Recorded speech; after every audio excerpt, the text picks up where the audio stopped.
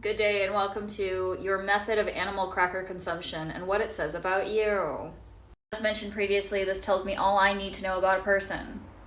Whether or not it's true is a whole lot of I don't care. Because the only way they're going to prove me wrong is if I get to know them. And I really don't want to get to know anybody if I can avoid it. Starting off strong, if you bite the head off of the animal cracker, it tells me that you underlyingly have a sense of mercy. Depending on your follow-up point, that will tell me how much of mercy is part of your decision, but deep down, you are a merciful person, one way or another. If you say anything regarding the guillotine, just the eye for the aesthetic of it all, then yeah, you're just a stylish bitch at the end of the day. And you probably have alternatively colored hair. If you say that you feel bad for the animal crackers and you wouldn't want them to suffer, you're a people pleaser, you empathize too much with other things, and I deeply am concerned that people take advantage of that with you pretty probably often. Say any derivative of I wouldn't want to be the one who suffers, that tells me that you're a sympathizer, not an empathizer, and you're probably toxically independent and would have to drive yourself to a hospital because you would not want to bother an ambulance or pay for one. If you eat it ass first and you admit that you eat it ass first, then you are a kinky bitch. But I have to admit, you get kudos for being out there with it. However, you do need just that wee bit of humbling. You're probably also somebody who struggles with impulse control and tend to just kind of do whatever feels right in the moment. Got big fire sign energy, if you know what I'm saying.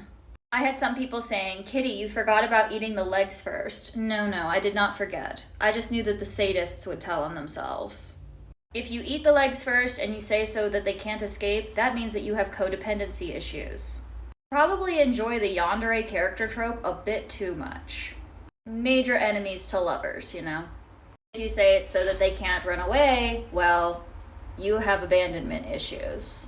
If you ever listen to the song Drift Away from the Steven Universe movie, you will get teary-eyed.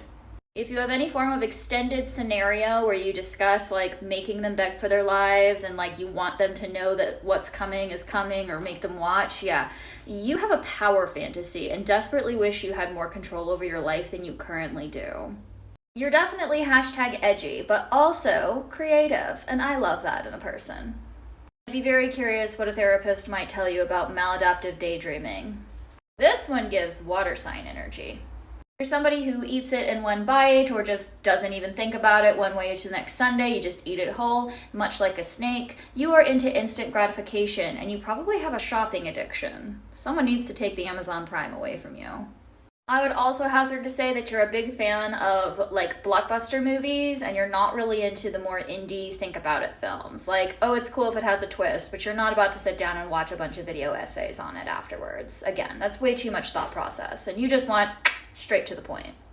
If you waterboard them in milk, then the Saw movies are probably up there in terms of favorite movie franchise for you.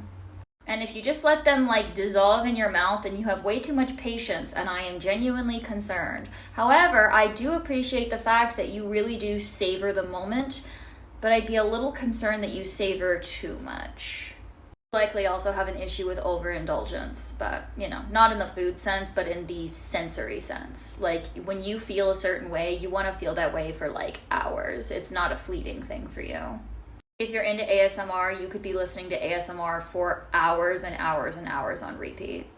And if you're none of these apply to me because I do XYZ reasons, congratulations, you really go against the grain and you definitely have hipster vibes to me. In that same breath, though, I would really want you to be at a production table because I believe you bring really instinctually based, new and fresh ideas because your brain works different. It's not following one of the other more core instincts of taking the head or the legs off first. If you're somebody who switches it up regularly, I do both or I do multiple ways, okay, congrats. You have commitment issues. Go with the flow, though, so, I'll give you that. Anybody asking, Kitty, how do you eat animal crackers? I would like to refer you to the beginning of the video where I said, I don't want people to get to know me if I can avoid it. So I'm gonna keep that to myself. This is a fantastic question to ask on dating profiles, and you do have my full permission to do so. It's also a good one if somebody's bugging you in the wild. You can be like, all right, well, how do you eat animal crackers? And then no matter what their response is, you just judge them hardcore based on it. Be like, oh, we can't be friends. I don't make friends with sadists who bite the legs off first. I know mercy, sir. Or on the flippity flip, You bite their heads off early, we definitely can't be friends. You end their suffering too early. You wouldn't be enough fun at my parties. Anyway, that's my personality test for people. Like I said, I don't really care if it's right or wrong for you. Okay, thanks, bye.